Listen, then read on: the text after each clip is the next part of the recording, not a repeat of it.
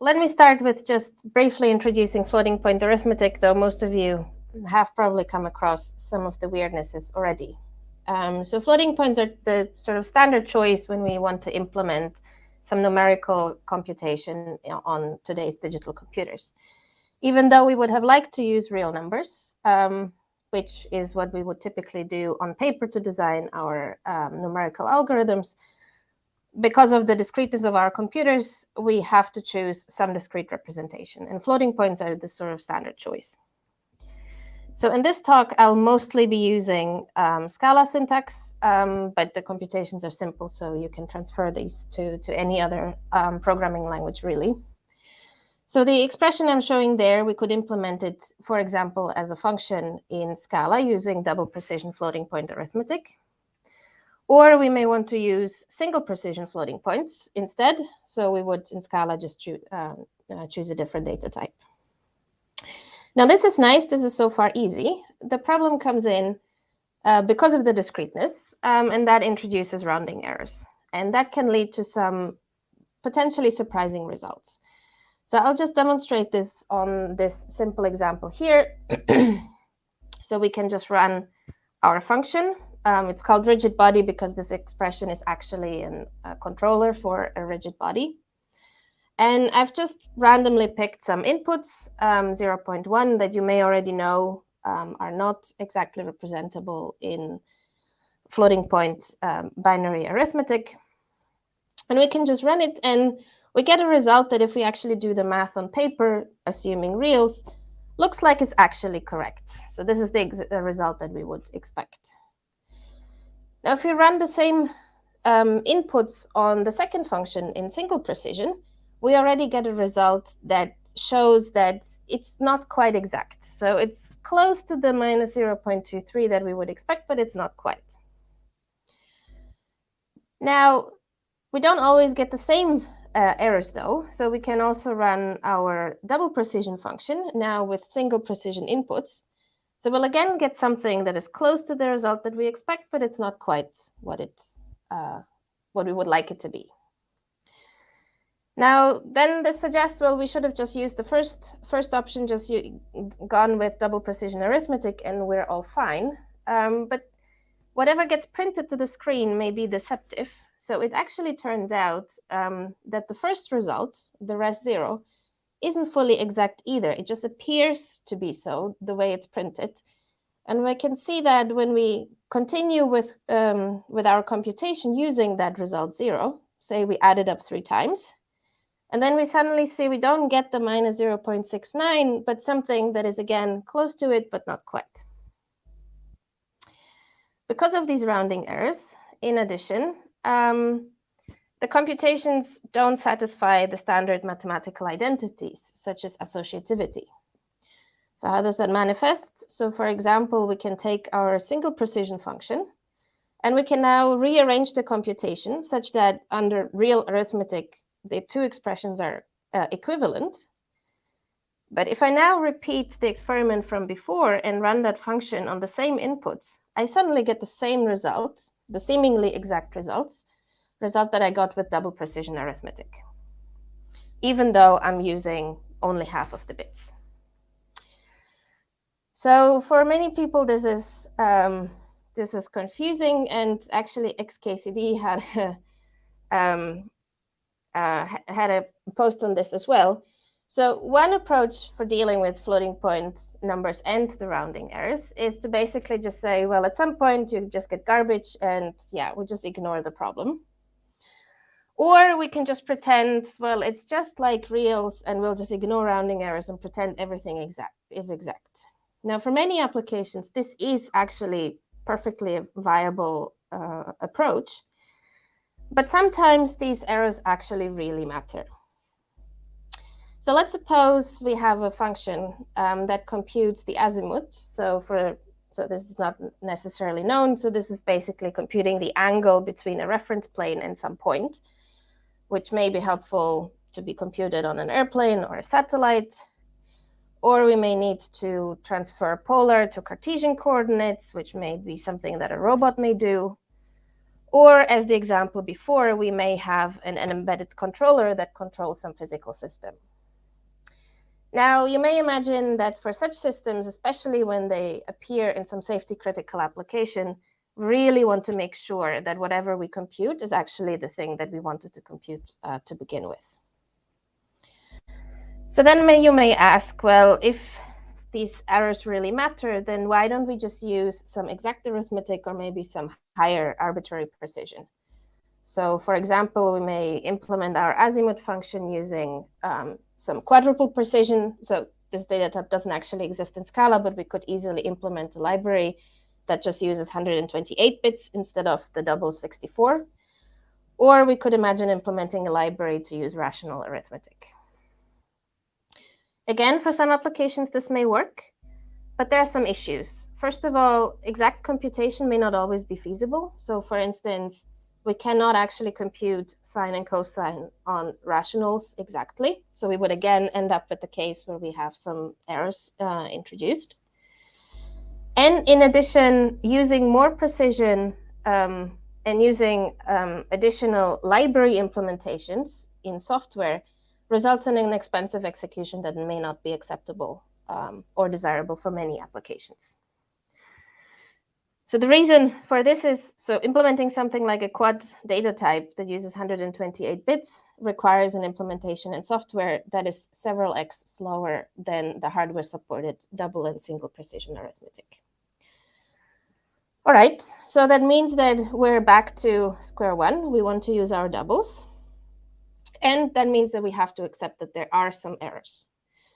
Now, not everything is bad, because it turns out that sometimes these errors are perfectly fine. And this especially happens for applications such as embedded systems that have anyway been designed to be robust to some amount of noise, because they anyway have to operate in a noisy environment. So they have to tolerate some amount of noise. And as long as we just add a little bit more, then we're all good.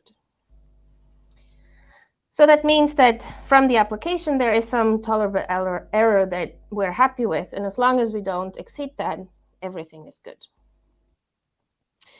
And in addition, many of these applications only need to work for a restricted domain. So they don't need to work for all possible double inputs. But for instance, we can imagine that we only need to compute this angle to some reference point in a particular part of the world. Now, this is important because if we can reduce the input domain, this typically also reduces the size of the magnitude of the rounding errors. So in general, if we have unbounded inputs, the errors in general will be unbounded as well. But if the inputs are bounded, we typically also get bounded errors. Now, the crucial word here is the some amount of noise. So this means that basically we need to be sure that the noise that we introduce is small enough. So we need to know whether we have actually enough accuracy for our particular application. How do we get that? So this is where static analysis comes in. And in particular, what we want to get is guaranteed accuracy. So we want to be really sure that given some limited set of inputs and some computation, we actually do not exceed that error bound for any of the inputs. Now, doing this with testing is in practice infeasible because there will be too many numbers to try. So that's where the static analysis comes in. So our tool takes as input a program such as the one shown on the slide, written with a real valued data type. So basically, we specify what computation we would have liked to have. And this serves as the ideal baseline against which we compute the errors. And using this in our tool that we call Daisy, we can compute, for example, that if all of the operations were performed in double floating point precision, we get a guaranteed error bound of roughly 3 to the 10 to the minus 13. So given that error bound that we sort of envisioned, we would now be able to tell for sure that with double precision, our error bound is going to be satisfied and the computation is going to be safe. Similarly, we can choose to run our analysis for a single floating point precision. And there we would, as expected, get a much higher error that would not satisfy our error band for certain applications. Now, when I say guaranteed, it means that this error bound is not going to be exceeded by any of the inputs specified in that required clause.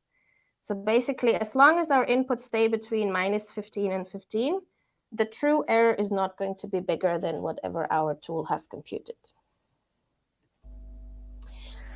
So now what I want to do in this talk is basically give you an intuition what our tool DAISY can do with a bit of an explanation, and I'll try to keep it as high level as possible of how we actually achieve those guaranteed error bounds.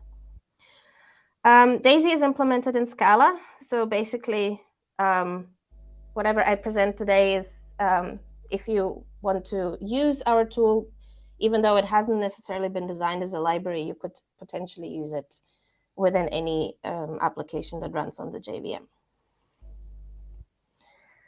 Now, I will briefly sketch on some of our most recent research results, where I want to discuss how a functional input language helps with the analysis itself. So not just as the implementation language, but as the input language to the analysis tool. Now, this analysis runs on the source code, but what about the actual machine code that you actually run? So towards the end of the talk, I want to discuss our sort of orthogonal project that takes guarantees from the source code all the way to the machine code within the framework of the verified compiler CakeML. And in particular, I want to discuss how to use floating point optimizations in this framework as well. But let me start with DAISY. So DAISY is a floating point analysis tool written entirely in Scala. And it has been designed from the ground up to be modular and extensible. And given the current extensions that we have done, I think we have more or less achieved that goal. It has limited dependencies, so it shouldn't be too hard to use. The only real dependency that we have is that we have not re-implemented an arbitrary precision library, but this is sort of standard on most platforms. DAISY supports analysis of floating point code as well as fixed point arithmetic, though for this talk, I'll just focus on the floating points. But just in case you need fixed point arithmetic that works only with integers, we do support that as well. And at this point, DAISY integrates several different techniques and tools, if you wish. So starting from a real valued specification, like the one you have already seen, DAISY can perform several different verifications steps. So these are different static analyses. And in particular, it can compute absolute rounding errors. So that's our baseline analysis. It can also compute relative errors for some applications. It also has a probabilistic error analysis in case your inputs follow some input distribution, in which case you can get some more accurate information. And one of our most recent work can infer preconditions. So basically, if you give me or give our tool a target error bound, it can derive basically that required clause and tell you for which inputs the computation is going to be safe and satisfy the error bound. Now, based on these verification techniques, DAISY can do certain optimizations as well. And in particular, it can tune the precision, so it can choose a suitable data types for you. And it can also approximate some elementary function calls, such as sine and cosine, in order to increase performance. Now, I've added the references to the relevant papers in case you're interested in particular aspects of this. Now, today I'll focus on sort of the core techniques that we support, and I would like to give you a high-level idea of sort of how we do this, or what we do. So the core rounding error analysis in DAISY computes absolute errors. So that means we compute the difference between the floating point implementation of a program with respect to its real valued sort of ideal specification. So the f without the tilde, that's the ideal specification, and the f with the tilde, that would be the function, the corresponding function in floating points. And we maximize this error over some given bounded input domain. Now, when I say it's a sound error analysis, what I mean by that is that it computes a guaranteed over-approximation of the worst-case errors. That means that the true errors will be guaranteed to be smaller than the error bound that we compute. So basically, we compute the errors, assuming always the worst case at every step. And underneath for how we do this is a static analysis. For those that are familiar with the terminology, what we do is a data flow analysis. For those that don't, the principle is relatively simple. We basically step through the computation, and at each step, we keep track of basically the worst case errors at that point. And in order to do so, for every arithmetic operation, we first compute how big the numbers can be at that particular point. So we can over-approximate the real valued range. Then we propagate the existing errors that have been accumulated so far in the computation. And based on the information from step 1 and step 2, we compute a new rounding error. So let me give you an intuition for how this works on a very simple example. So let's suppose we have two inputs, x and y, or two variables. And let's suppose, for the sake of this example, that x has a value between 1 and 3, and y has a value between 2 and 5. So that means it could be x could be 1.5, 1.75, or any other value in between. Now, if the computation that we want to analyze is, say, just adding x plus y, it's relatively easy to see that the value of x plus y has to be between 3 and 8. So we just see this by adding the lower and the upper bounds of the bounds on x and y. And we can do this kind of computation for all of the arithmetic operations using standard interval arithmetic rules. Now, let's suppose that we also know that the error on x, on the incoming x, is 0.1, and the error on y is 0.2. So then what we want to do is compute the error on the result of adding x plus y. And for that, we first need to account for the errors that x and y already have. So those two we will have to add. And we will also have to add the error of the actual addition operation, because that is possibly not computing an exact result either. So the errors of x and y we can just add, and the error on the addition we can deduce from the IEEE standard that all of floating point hardware today supports. And this standard basically tells us that the rounding error of that addition operation depends on the maximum value of the result of x plus y, and a value that is called a machine epsilon that depends on the precision. So basically, the higher precision we have, the smaller this value is going to be, and the smaller the rounding error is going to be. So this process will then basically be repeated for every arithmetic operation, stepping through the computation that we're trying to analyze. And DAISY is going to do this automatically, and the different rules are defined for the different arithmetic operators, such that we always account for all of the possible errors. So that's sort of the core that's behind analyzing these round-off errors. And with this, we can take our rigid body expression. Now, the input domains are going to be -15 and 15 for all of the inputs. And DAISY can, for example, compute the rounding error assuming uniform double precision. So that would be that error that we have already seen before. Now, remember that floating point arithmetic is not associative. And it turns out that if we rearrange that computation, we can actually show we can compute a smaller error bound for this rearranged expression. So that does not necessarily mean that the true errors are going to be smaller for the second expression. It only means that our tool can prove a smaller error bound. Now, if you care about errors, then proving that smaller error bound is what really counts.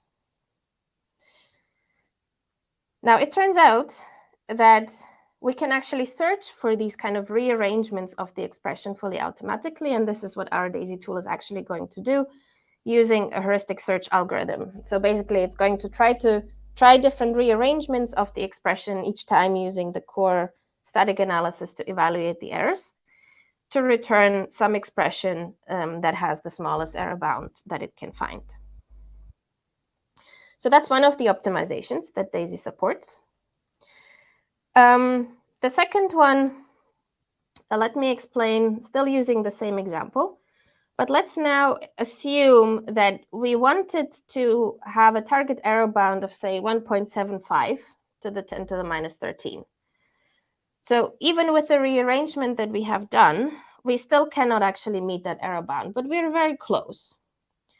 So what do we do?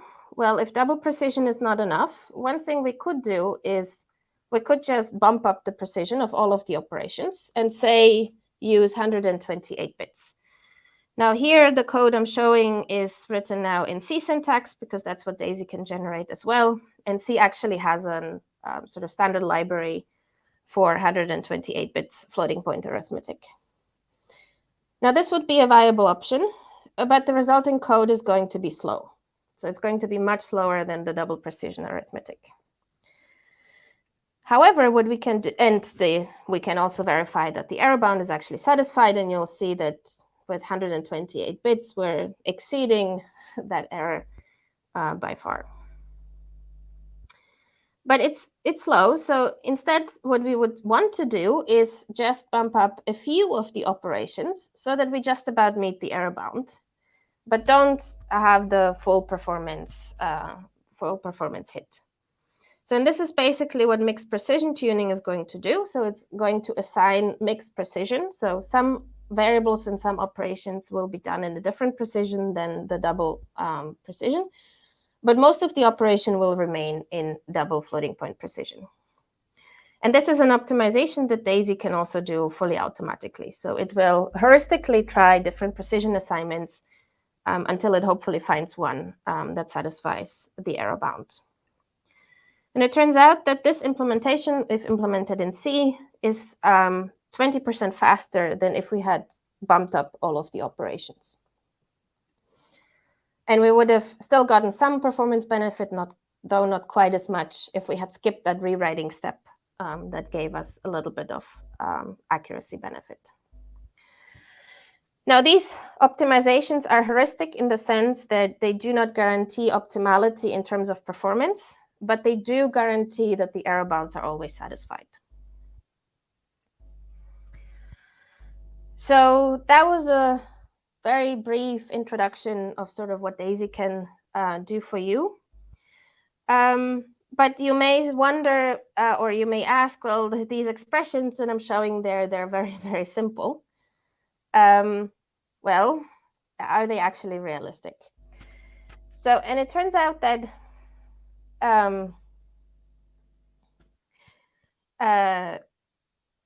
we can actually make use of a functional input language to increase the scalability of our static analysis significantly beyond just these simple arithmetic expressions.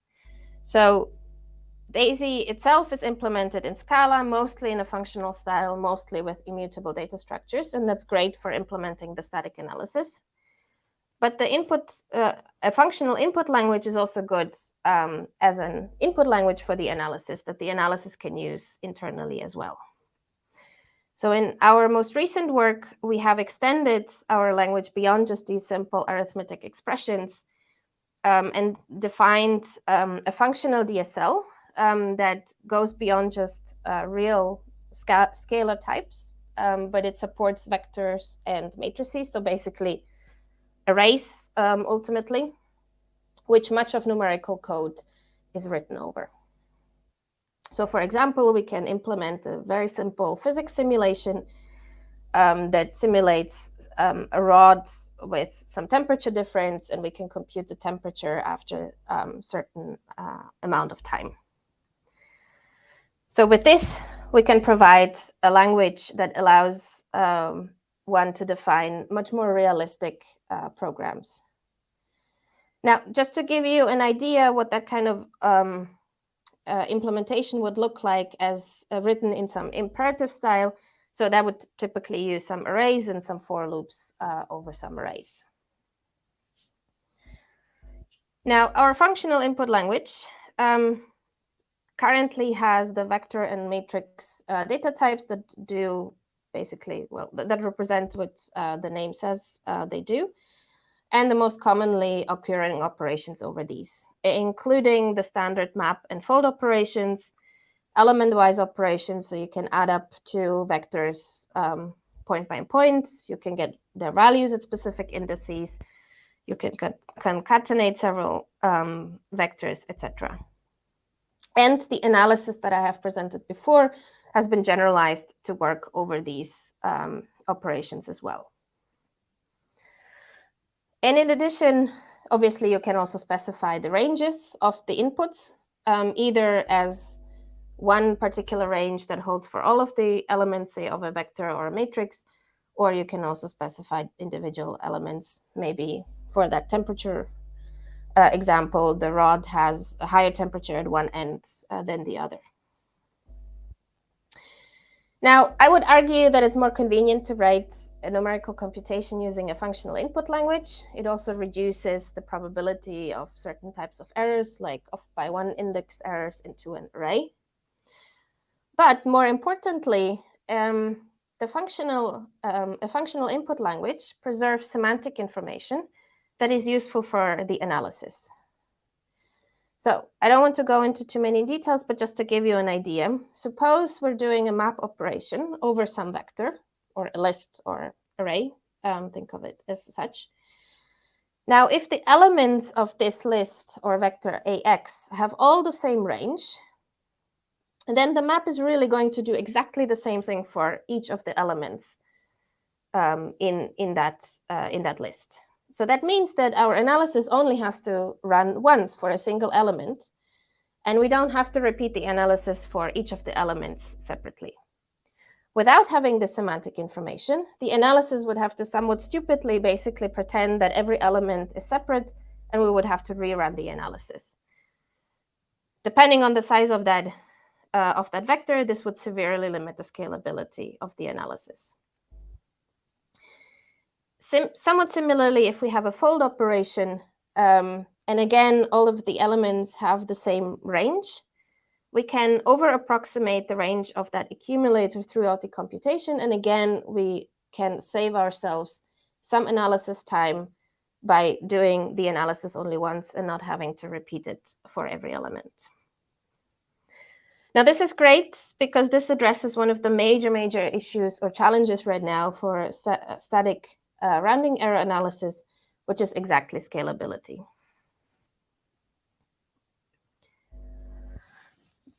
Exactly. So this means that we can basically scale our analysis to more realistic inputs and more realistic input sizes because much of the analysis does not actually depend on the sizes of the vectors that we have. Okay, so that was the whirlwind tour through DAISY. Now, let me switch gears a little bit and talk about what kind of guarantees can we actually provide on compiled machine code. Because as I said, DAISY's analysis runs on the source code, and then we still rely on the fact that the code is actually being compiled correctly so that whatever guarantees we provide actually get transferred down to the machine code.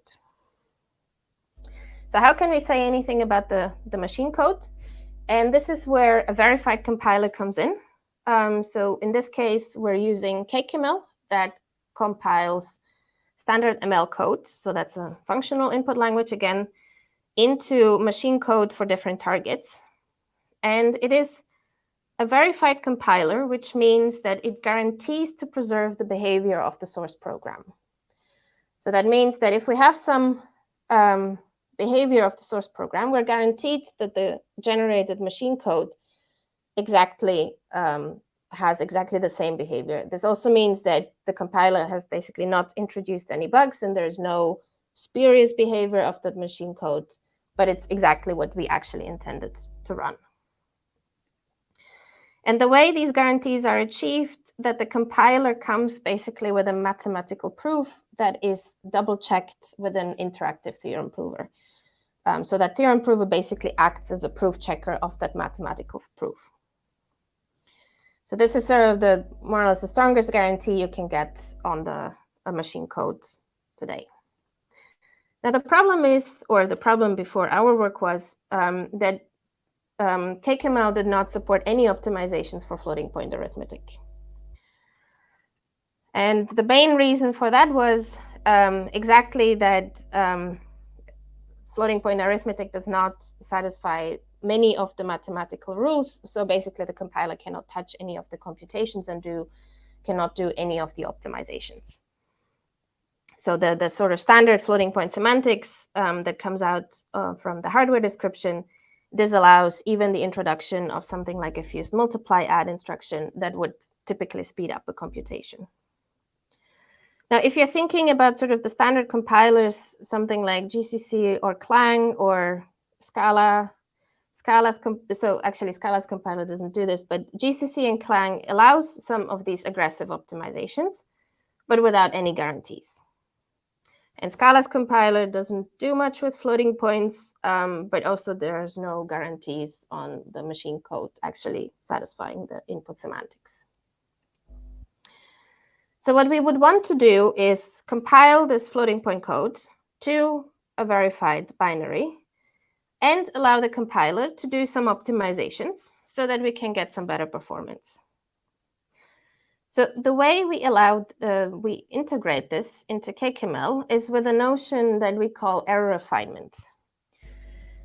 That basically says that we're aware that if you want to modify this floating point code, you'll have to change the behavior somewhat because floating point arithmetic isn't just not associative. And this is okay. So we will accept any optimized implementation as long as the output error bound is within some bound specified by the user. So basically, we give the compiler a little bit more leeway in what it means to be a correct compilation.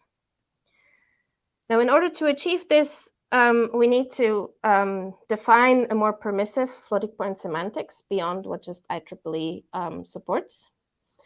And we need to relate the behavior, or respectively the error, of the idealized input program with the generated machine code. And since we're doing this work within the verified compiler, we want to do all of that with a formal proof. So again, a mathematical proof that is checked with this proof checker. So just let me give you, again, an intuition for how this actually works and sort of what is involved to get this done. We start off with the input program. We have our optimizer that is allowed to do these more aggressive optimizations with associativity, distributivity, FMAs, etc., which gives us an optimized program that can then be compiled sort of in the standard way by CakeML into some binary. Now, in order to make this, to provide the correctness guarantees, we have defined a new floating point semantics that is relaxed in the sense that it allows these more aggressive optimizations. And it's the key to do this is to define this semantics in a non-deterministic way. So basically, the semantics says there is a set of optimizations, and as long as you use one of these in some properly defined way, we consider these two programs to be equivalent. And then there is a correctness proof that has to relate the input program with the binary.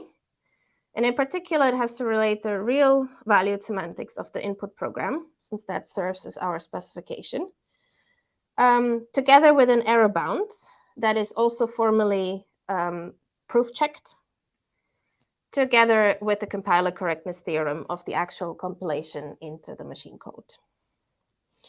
Now, this is skimming over a lot of technical details, and it actually takes quite a lot of effort that, in this case, my PhD student has done in order to actually do these formal proofs. But now what you can get fully automatically for an input program is basically the binary together with a mathematical theorem that says that if your inputs satisfy the precondition, so are within some specified ranges, then the difference between the result of that initial program, if it was evaluated under reals, and the result that you would get from your binary is guaranteed to be within some specified error bound. So basically, our extended CakeML compiler is going to give you a binary together with a correctness proof that whatever the optimizer has done hasn't done anything bad to the result. All right, so that brings me towards the end of my talk.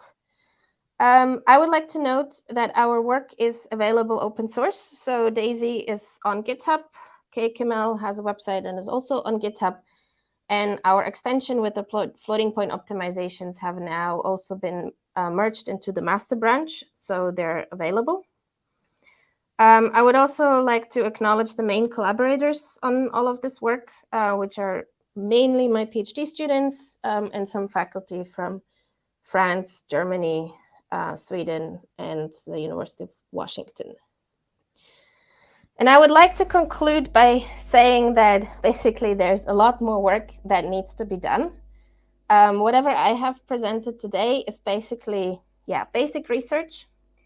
Our research prototypes, our tools, they work on the examples that I have basically shown on code like that. But that's obviously not all of the numerical code that's out there. And I think there's still a lot more that we need to do in order to bring this to even more applications. That's it. The tools are there, they're out there, and I'm also very happy to help with getting them to work if anyone actually has applications for them. And with that, I'm happy to take questions.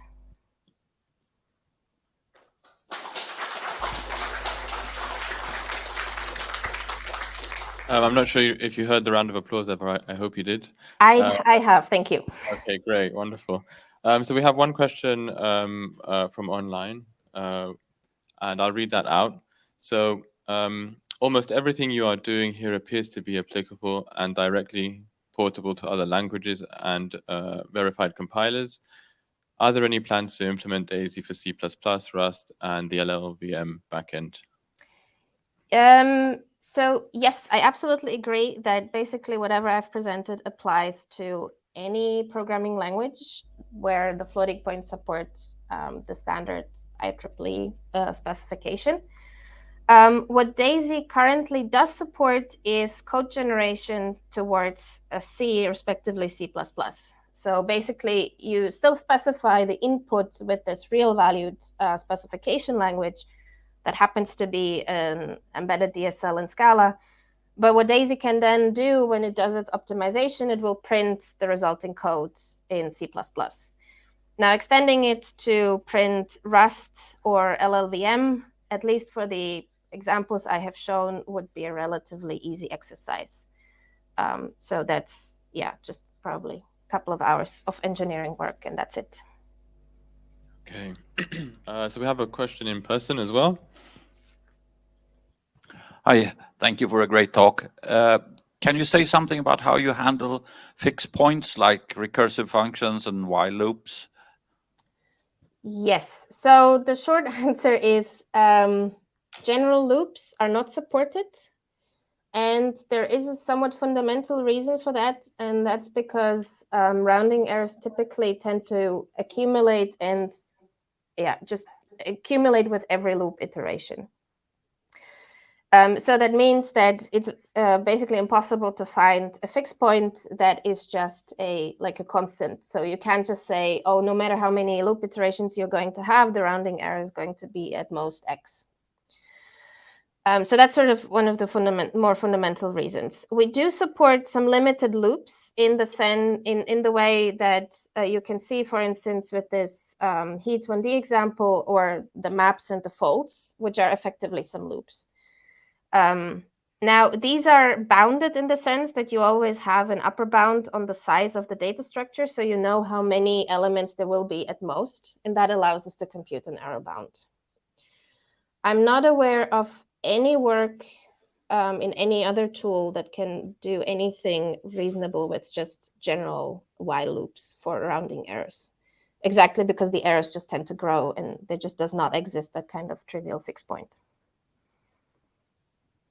There's a follow-up here. Yep. A quick follow-up to that, but a lot of numerical algorithms loop until some kind of convergence. So does that mean you can't analyze those? No, we cannot analyze those because so what we would need to have is a bound on the number of loop iterations. And that is typically, so if we had that bound, then yes, you can, if nothing else, you can unroll the loop. But right now, I'm not aware of any static analysis, basically, or verification technique that can derive this loop iteration bound from just this condition that you talked about. Okay, so any more in-person questions? There's one more. Is division supported? I don't think I've seen any division. Yes, the division is supported. It just didn't appear in any of the examples. So DAISY supports all of the arithmetic, including square root, and the standard elementary function calls, the sine, cosine, exponent, logarithm, etc. But if you divide it by something close to 0, then you don't have a interval. It's like yes. goes So to if DAISY does an over approximation, and if that over approximation concludes that 0 is a possible value in the range that you divide by, it will print basically an error and saying that the operation may be undefined. Respectively, in floating points, you would get an infinity, but in our case, we basically just report that as an error. Thank you. Okay, so I think we'll wrap up because we're almost, unless it's a short question. Okay, so it might be a long answer. We're good? Okay, we're good for time, so. So how difficult would it be to add custom floating point types? So I work in hardware, so I can add mantissas of any bit size. So would I just need to adjust all of the deltas, and then I can do like you showed? Sorry, it was sigma, I think, for the operation. Is that all that's needed to get custom support or support for custom floating point types? Yes. So the analysis is fully parametric in the precision. So as long as you can tell me that given some range of possible values of the result, this is the maximum error that you can get, then it's basically a change of like one line of code. So if you have sort of custom floating point types where the only change is that you have a different exponent number, so a different number of bits for the exponent and the mantissa, then this is an easy extension. Right. Eva, thank you. I didn't know we could do that kind of, I didn't know we did that kind of analysis or could do that kind of analysis. It just never crossed my mind that we could do that on floats. Yeah, I like optimization and heuristic searches and that sort of thing. So this is really fun for me personally. Folks on the way out, could you use the tablet to sort of tell us what you thought about the talk? And how about a closing round of applause for Eva? Thank you very much.